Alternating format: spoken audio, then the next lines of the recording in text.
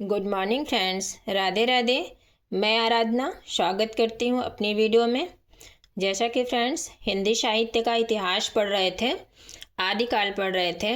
आदिकाल के अंतर्गत हम परमार रासों को, हम्मेर रासों को पढ़ चुके हैं। आज पढ़ेंगे पृथ्वीराज रासों को, जो कि परीक्षा की दृष्टि से मोस्ट इम्पॉर्टेंट है फ्रेंड्स। और आप लोग जिन्होंने मेरी पिछली वीडियो नहीं देखी है अभी तक, वो जाके पिछली वीडियो देखिए फ्रेंड्स। परीक्षा की दृष्टि से मोस्ट इम्पॉर्टेंट है और हम बहुत डीपली पढ़ा रहे हैं, इसमें कुछ भी नहीं छोड़ रहे हैं। ओके फ्रेंड्स, तो आज देखते हैं पृथ्वीराज रासो मोस्ट इम्पॉर्टेंट है। पृथ्वीराज रासो के रचनाकार चंद्रबरदाई हैं। इनका जन्म 1168 ईस्वी लाहौर में हुआ था। भाट जात के जगाता नामक गोत्र में हुआ था। पृथ्वीराज रासो का रचना स्थल 1193 ईस्वी के लगभग है। ये फ्रेंड्स ऊपर जो जन्म दिया है 1168 ईस्वी, ये चंद्रबरदाई का जन्म है। चंद्रबरदाई का जन्म 1168 ईस्वी है। और अगर पूछता है पृथ्वीराज रासो का रचना स्थल, तो 1193 ईस्वी बताना है। माधा प्रसाद गुप्त इसका रचनाकाल 1343 ईस्वी के लगभग माना है। किसका? पृथ्वीराज रासो को। पृथ्वीराज रासो का रचना स्थल माता प्रसाद गुप्त ने 1143 ईस्वी के लगभग मानते हैं। काव्य रूप प्रबंधात्मक महाकाव्य है। पृथ्वीराज रासो प्रबंधात्मक महाकाव्य है। इसमें कुल सर्ग 69 हैं। सर्गों को समय कहा गया है। इसका प्रधान रस वीर है। इसमें कुल छंद 16,306 हैं। इसमें कुल छंद कितने हैं? 16,306 हैं। पृथ्वीराज रासों में 68 तरह के छंदों का प्रयोग हुआ है। अगर सर्ग पूछता है तो 69 बताना है, और छंद पूछता है तो 68 बताना है। प्रमुख छंद क्या है? छप्पय। इसे चंद्रबरदाई ने कवित्त छंद कहा। छप्पय को चंद्रबरदाई ने कवित्त छंद कहा।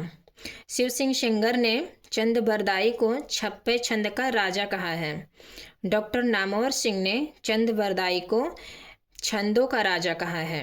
डॉक्टर नामवर सिंह ने चंद्रबरदाई को छंदों का राजा कहा है। और शिव सिंगर ने चंद्रबरदाई को छप्पय छंद का राजा कहा है। ध्यान देना है फ्रेंड्स। नायक पृथ्वीराज चौहान है, जो धीरोदात्त श्रेणी का नायक है। और नायिका संयोगिता है, जो मुग्धा श्रेणी की नायिका है। इसकी शैली पिंगल है। पृथ्वीराज रासो के रूपांतरण। पृथ्वीराज रासो के रूपांतरण बृहत रूपांतरण। इसका प्रकाशन नागरी पंचाननी सभा काशी से हुआ। इसकी हस्तलिखित प्रतियां उदयपुर के संग्रहालय में सुरक्षित है। इसके प्रमुख सर्ग। पहला सर्ग आदि पर्व समय। पहला सर्ग का क्या नाम है? आदि पर्व समय। मंगलाचरण एवं पृथ्वीराज चौहान का वंश परिचय है इसमें। दूसरा सर्ग का नाम है दशम समय। विष्णु के 10 अवतारों का वर्णन हुआ है इसमें। 20वां पद्मावती समय। 20वां सर्ग का क्या नाम है? पद्मावती समय। 57वां कैमाशवध। 61वां कनवज समय। पृथ्वीराज रासो का केंद्रीय भाग है इसमें, और ये सबसे बड़ा है। सबसे बड़ा सर्ग पूछ सकता है तो कनवज समय। 69वां महोबा समय। मोस्ट इम्पॉर्टेंट है फ्रेंड्स। परीक्षा की दृष्टि से जो मोस्ट है वही यहाँ बताए गए हैं। Okay friends. पृथ्वीराज रासो के संस्करण। पृथ्वीराज रासो के संस्करण ये 4 संस्करणों में बटा है। बृहत्तर रूपांतरण। इसका प्रकाशन नागरी पंचाननी सभा काशी में हुआ। बृहत्तर रूपांतरण का प्रकाशन कहाँ से हुआ? नागरी पंचाननी सभा काशी से। इसकी हस्तलिखित प्रति उदयपुर के संग्रहालय में सुरक्षित है। इसमें कुल छंद 16,306 हैं। कुल सर्ग 69 हैं। सर्गों को समय या समयों कहा गया है। नागरी पंचाननी सभा काशी द्वारा इसका प्रकाशन 1585 ईस्वी में लिखित एक प्रति के आधार पर हुआ है। अगला है मध्यम रूपांतरण। मध्यम रूपांतरण में कुल छंद कितने हैं? 7000। मोस्ट इम्पॉर्टेंट है फ्रेंड्स, ध्यान दे के पढ़ना है।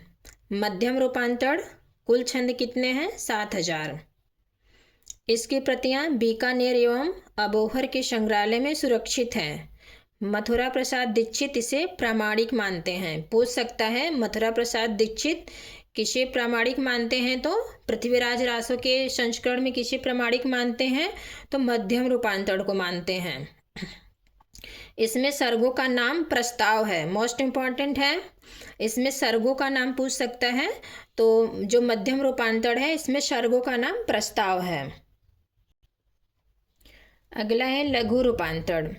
लघु रूपांतरण में कुल छंद 3500 हैं। इसमें सर्ग 19 हैं। इसकी हस्तलिखित प्रति बीकानेर के संग्रहालय में सुरक्षित है। इसमें सर्गों का नाम खंड मिलता है। लघु रूपांतरण के सर्गों का नाम क्या है? खंड। अगला है चौथा लघुतम रूपांतरण। लघुतम रूपांतरण में 1300 छंद हैं। माता प्रसाद गुप्त एवं दशरथ शर्मा इसी को मूल पृथ्वीराज रासो मानते हैं। प्रामाणिक, इसी को प्रामाणिक मानते हैं। इसकी खोज अगरचंद नाहटा ने की थी। इसमें सर्गों का विभाजन नहीं हुआ है। ये पूछ सकता है पृथ्वीराज रासो के जो 4 संस्करण हैं वो किसमें किस रूपांतरण में सर्गों का विभाजन नहीं हुआ है? तो लघुतम रूपांतरण में सर्गों का विभाजन नहीं हुआ है। पृथ्वीराज रासो की प्रामाणिकता। पृथ्वीराज रासो के काव्य सौंदर्य से मुग्ध होकर कर्नल जेम्स टाड ने इसके छंदों का अंग्रेजी में अनुवाद किया तथा the Royal Asiatic Society of Bengal से इसका प्रकाशन करवाया। इसी बीच डॉक्टर बुलर को कश्मीर के जयानक कवि द्वारा रचित पृथ्वीराज विजय, संस्कृत में नाटक भी है पृथ्वीराज विजय नामक रचना मिली, जिसमें संयोगिता हरण का वर्णन नहीं है। इस आधार पर 1857 ईस्वी में डॉक्टर बुलर ने इसे सबसे पहले अप्रामाणिक घोषित किया।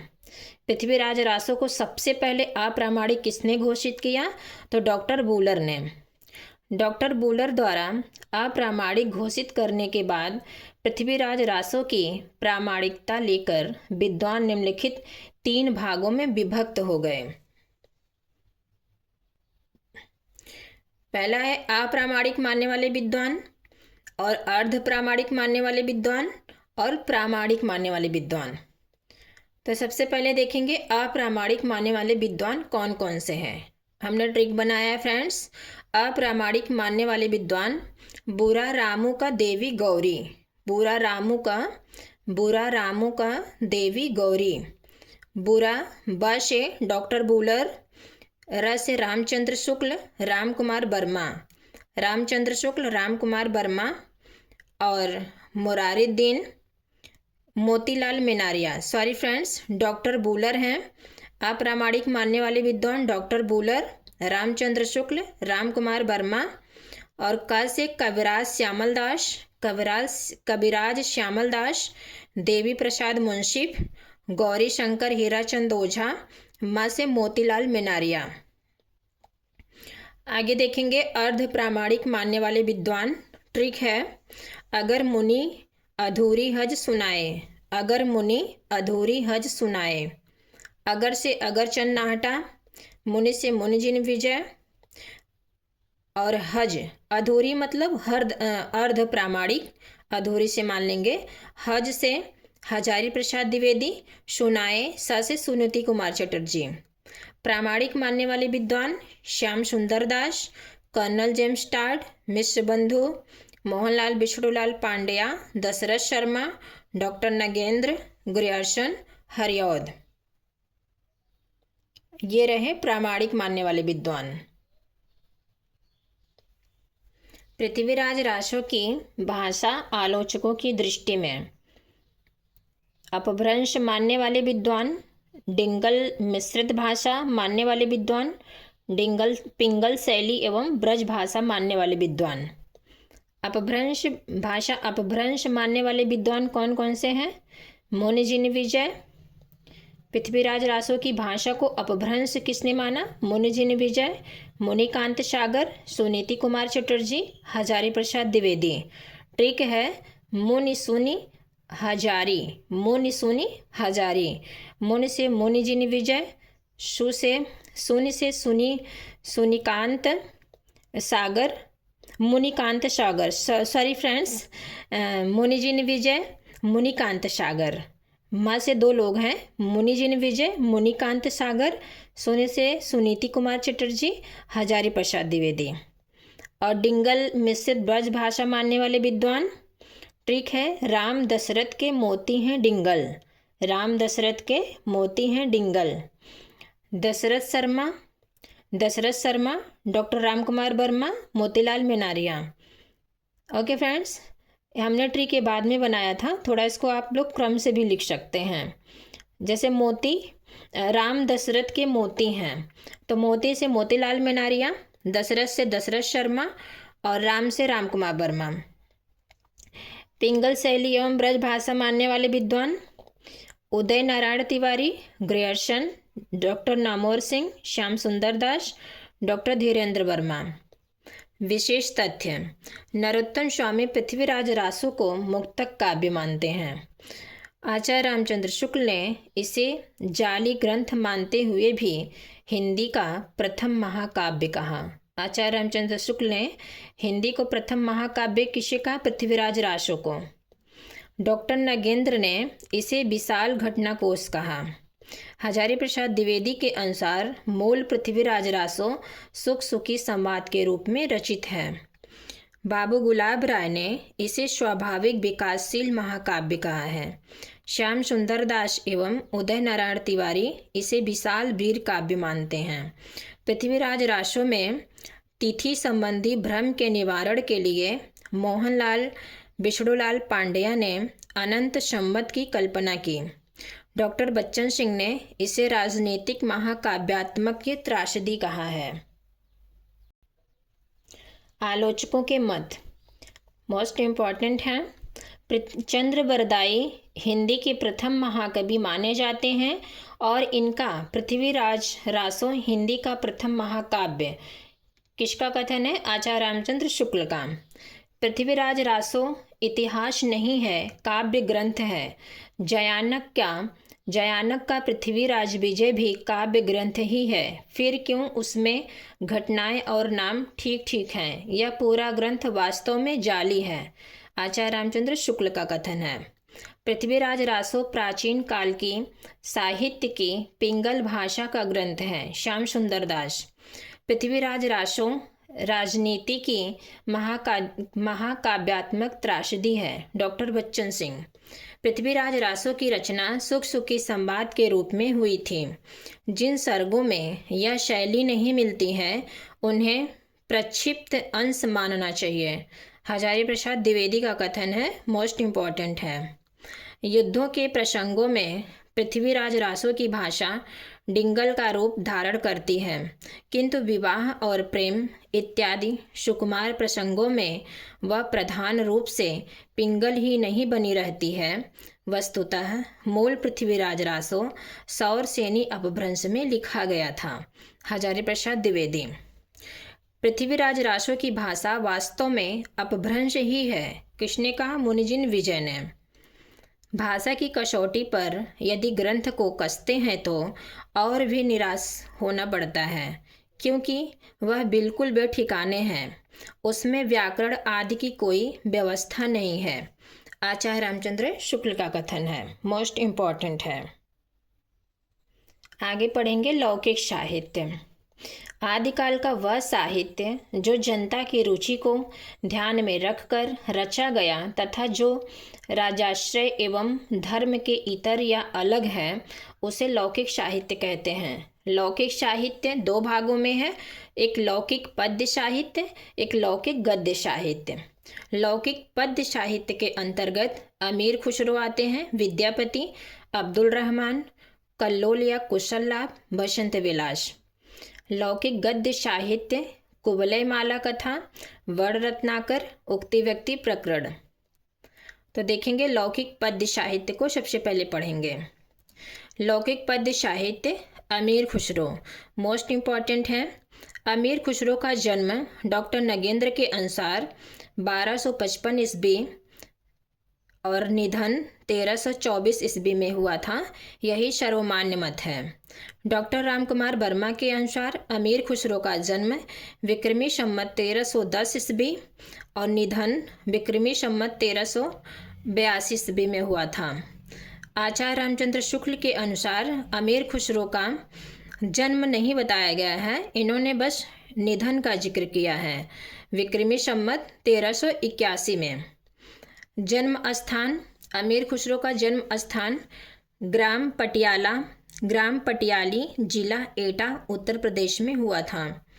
इनका पूरा नाम अबुल हसन यमुद्दीन खुसरो था। अमीर खुसरो का पूरा नाम क्या था? बहुत पूछता है फ्रेंड्स। अबुल हसन यमुद्दीन खुसरो। इनकी उपाधि खुसरो सुखन इनकी उपाधि है। इनकी उपाधि क्या है? खुसरो सुखन, जो इन्हें सूफी संत यजुद्दीन द्वारा दी गई थी। खुसरो सुखन की उपाधि किसके द्वारा दी गई थी? यजुद्दीन द्वारा। मोस्ट इम्पॉर्टेंट है। अमीर खुसरो का उपनाम तोता ए हिंद, तूती ए हिंद, तुर्क ए अल्लाह, कवियों में महाकवि, कवियों में राजकुमार किसने कहा? ईश्वरी प्रसाद ने कहा। अन्य तथ्य, ये खड़ी बोली हिंदी के प्रथम कवि हैं। अमीर खुसरो जो हैं खड़ी बोली हिंदी के प्रथम कवि हैं। डॉक्टर रामकुमार वर्मा ने इनको अवधि का प्रथम कवि कहा है।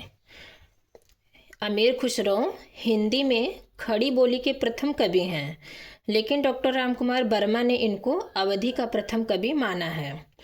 आदिकाल में मनोरंजनपूर्ण साहित्य लिखने वाले एकमात्र कवि अमीर खुसरो हैं।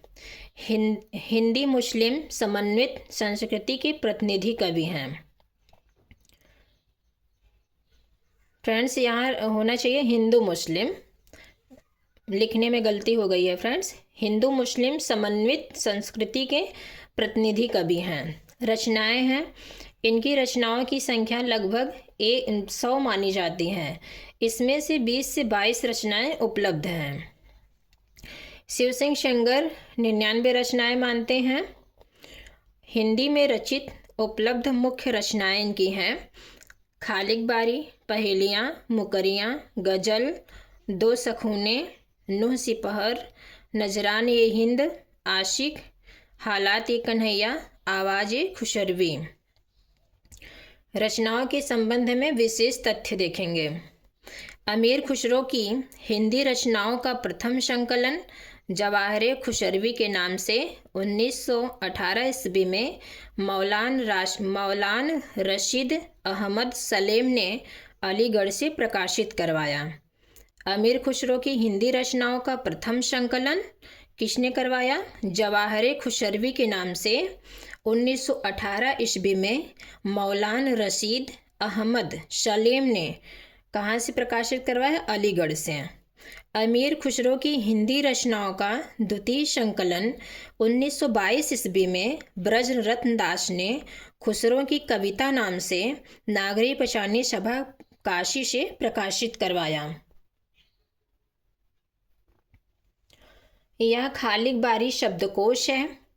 यह खालिक बारी शब्दकोश है।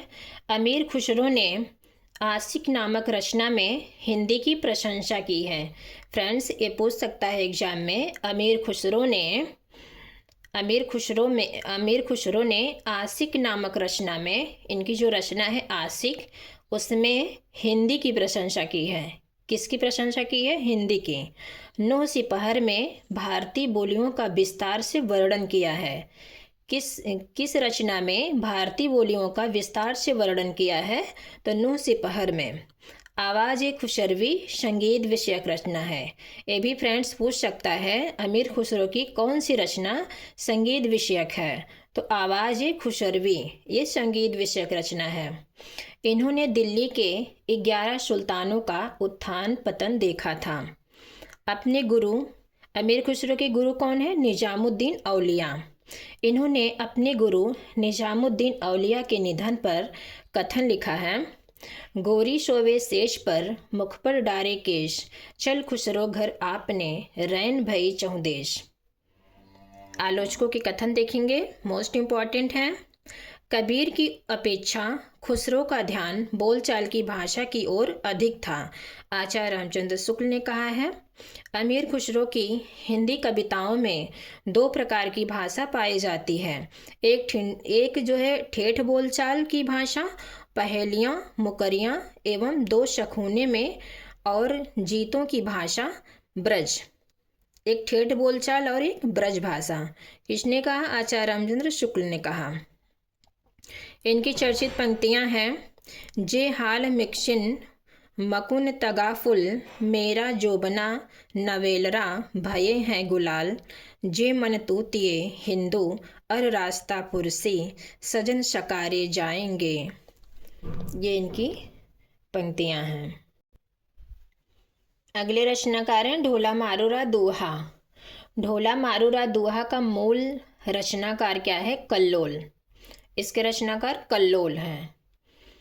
रचना काल क्या है? 1473 ईस्वी। 1473 ईस्वी। संकलन करता कुशल लाभ। फ्रेंड्स, यहाँ ध्यान देना है, ढोला मारूरा दोहा का मूल रचनाकार अगर पूछे तो कल्लोल को बताना है, और अगर संकलन करता पूछे ढोला मारूरा दोहा के संकलन करता कौन है तो कुशल लाभ को बताना है। और संकलन का काल पूछे तो 1561 ईस्वी। ढोला मारूरा दोहा का मूल रचनाकार कल्लोल हैं, और रचना काल का समय पूछे तो 1473 बताना है। और ढोला मारूरा दोहा का संकलन करता पूछे कुशल लाभ, संकलन का समय 1561 ईस्वी। Okay friends. प्रकाशन एवं संपादन। इसके प्रकाशन एवं संपादन कौन रहे हैं? राम सिंह, सूर्यकर्ण पारिक एवं नरोत्तम स्वामी ने 1934 ईस्वी में नागरी पंचाननी सभा काशी से प्रकाशित करवाया था। इसका काव्य रूप क्या है? मुक्तक। ढोला मारूरा दोहा मुक्तक काव्य में है। इसमें कुल छंद 788 हैं, जो दोहा छंद हैं। प्रधान रस वियोग श्रृंगार है। इसकी भाषा राजस्थानी है। ढोला मारूरा दोहा की भाषा क्या है? राजस्थानी। इसमें नायक ढोला है। इसका मूल नाम साल्ह कुमार है। ढोला का मूल नाम साल्ह कुमार है। नायक जो है ढोला नरवर देश के कछवाहा वंश के शासक। विवाह का समय, जो नायक है नरवर देश के कछवाहा वंश के शासक है। इसका विवाह का समय, अवस्था, यहाँ ये भी फ्रेंड्स बहुत पूछता है, ढोला मारूरा दोहा कि जो विवाह की समय अवस्था क्या है और विवाह के समय कितने वर्ष का था, तो 3 वर्ष बताना है। नायिका मारवाड़ी है। ढोला मारूरा दोहा की नायिका जो है मारवाड़ी है। मारवाड़ी मारू। मारवाड़ी जो है पूगल देश की राजकुमारी थी। मारवाड़ी पूगल देश की राजकुमारी थी, और ढोला जो है कछवाहा वंश का था। विवाह के समय मारवाड़ी की अवस्था 1.5 वर्ष बताई गई है। विवाह के समय मारवाड़ी की अवस्था 1.5 वर्ष।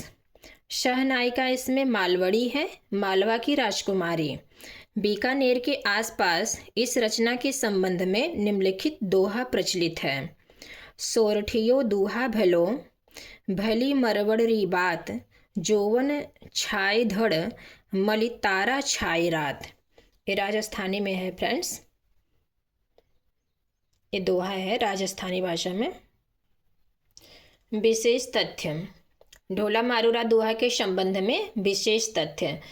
आचार्य हजारी प्रसाद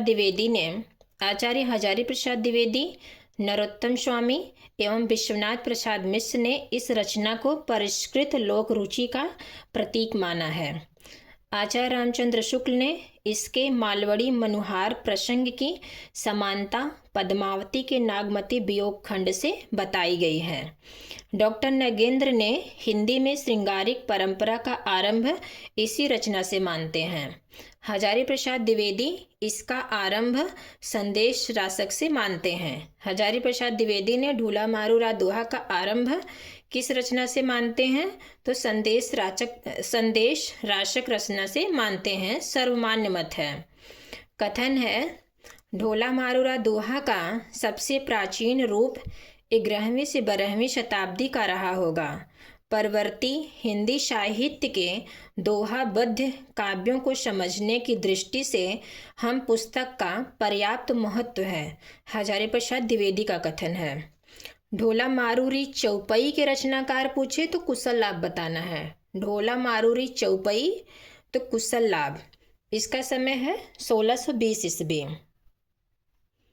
आगे पढ़ेंगे बसंत विलास को। बसंत विलास का रचनाकार अज्ञात है। इसका रचनाकाल भी अज्ञात है। माता प्रसाद गुप्त ने 13वीं शताब्दी की रचना मानते हैं।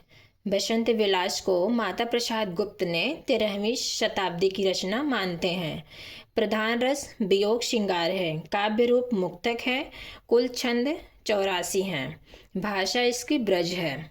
इसमें स्त्रियों पर बसंत ऋतु के मादक प्रभाव का चित्रण है। यह रचना 1952 ईस्वी में हाजी मोहम्मद स्मारक ग्रंथ में प्रकाशित हुई थी।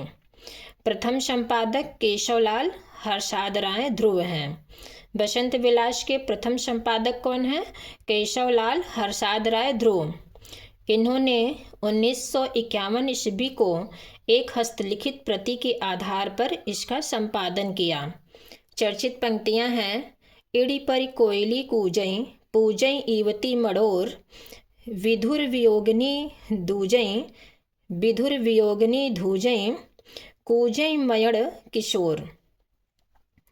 आलोचकों के मत: इस रूप की भाषा से ही पिंगल सरस भाषा का रूप लेती प्रतीत होती है। डॉक्टर नगेंद्र: यह अत्यधिक सरस साहित्यिक रचना है और आधुनिक आर्य भाषा साहित्य के आदिकाल के इतिहास में बेजोड़ है। माता प्रसाद गुप्त का कथन है। विद्यापति मोस्ट इम्पॉर्टेंट है। इनका समय डॉक्टर नगेंद्र के अनुसार 1350 से 1460 ईस्वी है। बच्चन सिंह के अनुसार विद्यापति का समय 1360 से 1448 ईस्वी है। जन्म स्थान बिपसी दरभंगा बिहार। इनके पिता का नाम गणपत ठाकुर था। विद्यापति के पिता का नाम गणपत ठाकुर। मोस्ट इम्पॉर्टेंट है फ्रेंड्स, ये बीपीएससी में पूछा गया है। इन्होंने एगोस्सर की उपाधि प्राप्त की थी। गणपत ठाकुर ने गंगा भक्ति तरंगड़ी की रचना की थी। इनके गुरु पंडित हरिमिश्र हैं। विद्यापति के गुरु कौन है? पंडित हरिमिश्र। किसके आश्रयदाता में है? शिव सिंह व कीर्ति सिंह के। विद्यापति को विविध विद्वानों द्वारा दिए गए नाम: मैथिल कोकिल मिथिला के विद्वानों द्वारा, पंचानन हजारी प्रसाद द्विवेदी ने कहा, पंचदेवोपासक हरिप्रसाद शास्त्री ने कहा, जातीय कवि एवं अपरूप का कवि बच्चन सिंह ने कहा, अभिनव जयदेव शिव सिंह सेंगर यह उपाधि प्रदान की थी। कूच कवि बाबूराम सक्सेना एवं हरिप्रसाद शास्त्री ने कहा। डॉक्टर राम कुमार वर्मा ने इनकी निम्नलिखित 16 उपाधियों का उल्लेख किया है: अभिनव जयदेव, दशावधान, कविशेखर, कंठहार, नव कविशेखर, सरस कवि, खेलन कवि, कवि, सुकवि कंठाहार। अगला है महाराज पंडित, राज पंडित, 12वां कविरत्न, 13वां कवि कंठाहार, 14वां कविवर, 15वां सुकवि, 16वां कविरंजन। विद्यापति की रचनाओं के वर्ण विषय के संबंध में विद्वानों के मत: मोस्ट इम्पॉर्टेंट है भक्त कवि मानने वाले विद्वान, श्रृंगारी कवि मानने वाले विद्वान और रहस्यवादी कवि मानने वाले विद्वान। भक्त कवि मानने वाले विद्वान, ठीक है, श्याम है ब्रज, श्याम है ब्रज, श्याम सुंदर दास, हजारी प्रसाद द्विवेदी, ब्रजनंदन सहाय। और श्रृंगारी कवि मानने वाले विद्वान, राम हर बच्चन सुभद्रा, राम हर बच्चन सुभद्रा, रामचंद्र शुक्ल, डॉक्टर राम कुमार वर्मा, राम वृक्ष वेनीपुरी। राम से 3 लोग हैं फ्रेंड्स, रामचंद्र शुक्ल, राम कुमार वर्मा, राम वृक्ष वेनीपुरी, हरिप्रसाद शास्त्री, बच्चन सिंह और सुभद्रा झा। रहस्यवादी कवि मानने वाले विद्वान ग्रियर्सन, जनार्दन मिश्र, नागेंद्र गुप्त, कुमार स्वामी। विद्यापति की रचनाएं। विद्यापति की रचनाएं ट्रिक है फ्रेंड्स। कीर्ति पर शैव प्राण, भू पुरुष का लिंग दान, विभाग गया दुर्गामयी द्वैत में। कीर्ति पर शैव प्राण, भू पुरुष का लिंग दान, विभाग गया दुर्गामयी द्वैत में। कीर्तिलता, कीर्ति पताका, ये दोनों रचनाएं अवहट्ट में रचित हैं।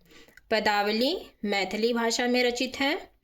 शैव सर्वस्व सार, प्राणभूत पुराण संग्रह, भू परिक्रमा, पुरुष परीक्षा, लिखनावली। इनकी संस्कृत रचनाएं हैं शैव सर्वस्व सार, प्राणभूत पुराण संग्रह, भू परिक्रमा, पुरुष परीक्षा, लिखनावली, गंगा वाक्यावली, दान वाक्यावली, विभार सार, विभाग सार, गया पत्तलक, दुर्गा भक्ति तरंगड़ी, मणिमंजरी, द्वैत निर्णय, वर्ण कृत्य। ये इनकी संस्कृत रचनाएं हैं। दुर्गा भक्ति तरंगड़ी को यह इनके पिता की रचना है। विद्यापति ने इसे पूर्ण किया था। संस्कृत प्राकृत एवं मैथिली मिश्रित भाषा में रचित गोरक्ष विजय है।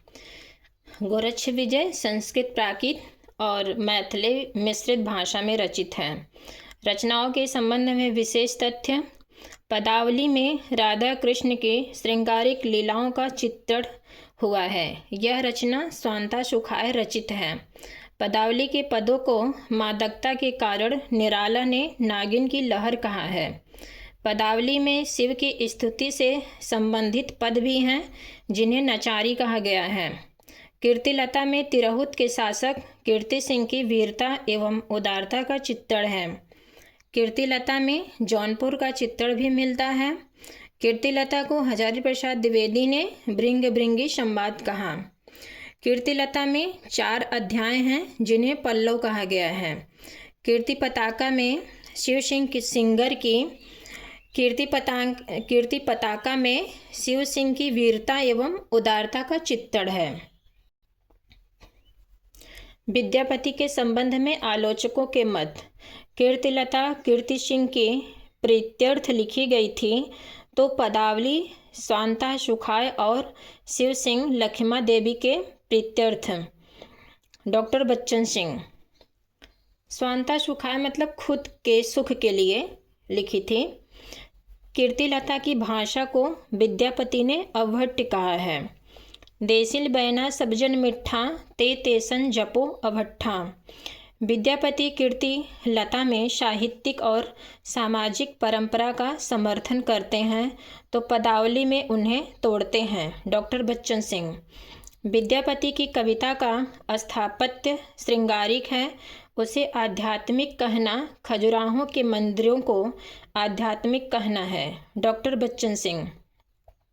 एक ओर तो वे अपभ्रंश या अवहट्ट में लिख रहे थे तो दूसरी ओर मैथिली में। इससे पता चलता है कि 14वीं शताब्दी के अंत तक अपभ्रंश का स्थान देश भाषाएं ले चुकी थीं। देश भाषा में लिखी पहली रचना विद्यापति की पदावली ही है। अतः हिंदी के पहले कवि विद्यापति ही ठहरते हैं। बच्चन सिंह। मोस्ट इम्पॉर्टेंट कथन है। अगला कथन है डॉक्टर बच्चन सिंह के अनुसार मैथिली की मिठास लोक धुनों का समावेश तन्मय भूत करने की अपनी क्षमता के कारण पदावली आज भी लोकप्रिय है, कल भी रहेगी। नागर अभिरुचि के बावजूद विद्यापति को रचनाओं में एक खुलापन है, साहस है, सौंदर्योपभोग की ललक है, रूप दर्शन की अतृप्त प्यास है। डॉक्टर बच्चन सिंह। विद्यापति का प्रेम न तो रोमांटिक की तरह वायवी है न भक्तों की तरह दिव्य, वे अपरूप के कवि हैं। Doctor Bachchan Singh. Most important कथन है। काम भाव और शरीर का सौंदर्य उनके यहाँ उत्सव के रूप में है। रामस्वरूप चतुर्वेदी। विद्यापति के पद अधिकतर श्रृंगार के ही हैं, जिनमें नायिका और नायक राधा कृष्ण हैं। इन पदों की रचना जयदेव के अनुकरण पर शायद ही की गई है। इनका माधुर्य अद्भुत है। आचार्य रामचंद्र शुक्ल। जिस रचना के कारण विद्यापति मैथिल कोकिल कहलाए वह पदावली है। आचार्य रामचंद्र शुक्ल। आध्यात्मिक रंग के चश्मे आजकल बहुत सस्ते हो गए हैं, जिन्हें चढ़ाकर जैसे कुछ लोगों ने गीत गोविंद के पदों को आध्यात्मिक संकेत बताया है, वैसे ही विद्यापति के इन पदों को भी सूर आदि कृष्ण भक्तों के श्रृंगारी पदों की भी ऐसे लोग आध्यात्मिक व्याख्या चाहते हैं। आचार्य रामचंद्र शुक्ल का कथन है, विद्यापति को कृष्ण भक्तों की परंपरा में न समझना चाहिए। विद्यापति को कृष्ण भक्तों की परंपरा में न समझना चाहिए। आचार्य रामचंद्र शुक्ल। विद्यापति में भक्ति भावना थी, किंतु उस पर श्रृंगार भावना ने विजय पाली थी। उनके पदों को सुनकर चैतन्य महाप्रभु भक्ति के आवेश में लोटपोट हो जाते थे। बाबू गुलाब राय। विद्यापति का संसार ही दूसरा है। वहाँ सदैव कोकिलाएं ही कूजन करती हैं, फूल खिला करते हैं, पर उनमें कांटे नहीं होते। राधा रात भर जगा करती हैं, उसके नेत्रों में ही रात समा जाती है। शरीर सौंदर्य के सिवाय कुछ भी नहीं है। डॉक्टर रामकुमार वर्मा। विद्यापति श्रृंगार रस के सिद्ध वाक कवि हैं। हजारी प्रसाद द्विवेदी।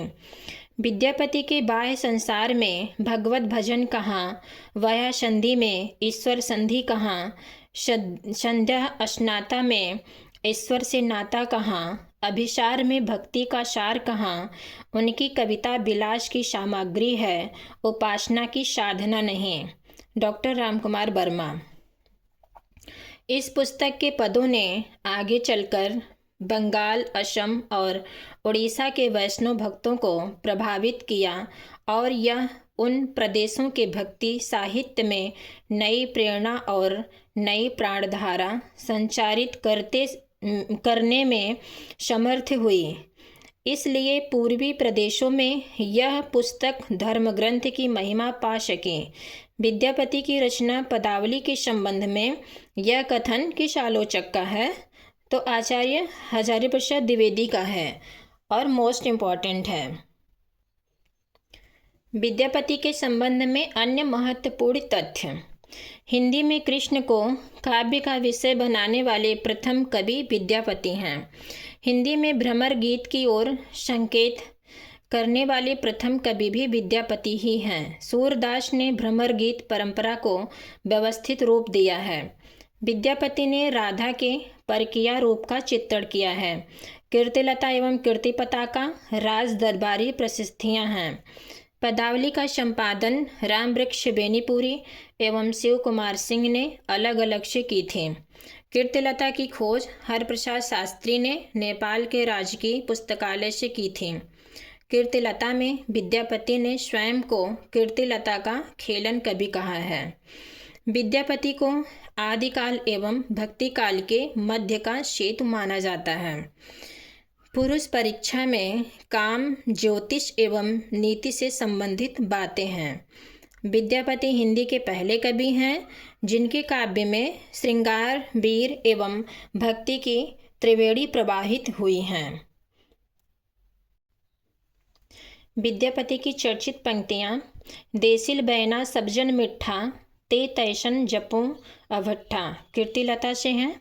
सुधा मुख के विह निर्मल बाला, अपरूप मनोभाव मंगल, त्रिभुवन विजय माला। सखी है पूछसी अनुभव मोय, जोई विरित अनुराग बखाने ते, तिले तिले नूतन होय। जन्म अवधि भर रूप निहारल, नयन तिरपित भेल। पुरुष कहाड़ी हौ कहो, जासु पथ्यावे पुन्नो, देख देख राधा रूप अपारा, खने खन नयन कोन अनुसरें। तो फ्रेंड्स विद्यापति समाप्त हुए। आज के लिए इतना ही। अब हम नेक्स्ट वीडियो में संदेश राशक को पढ़ेंगे। फ्रेंड्स मेरी वीडियो कैसी लगी आप लोग कमेंट के माध्यम से ज़रूर बताना। Okay friends, Radhe Radhe.